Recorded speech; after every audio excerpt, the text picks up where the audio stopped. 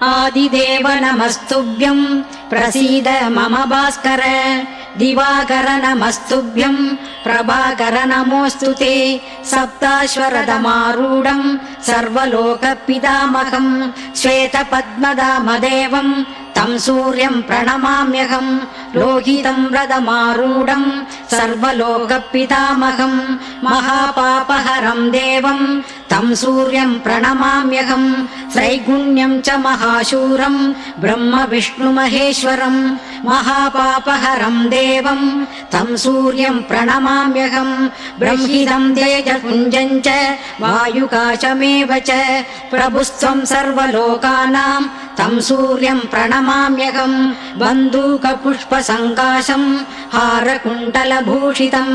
एकचक्ररथं देवं तं सूर्यं प्रणमाम्यहं तं सूर्यं लोककर्तारं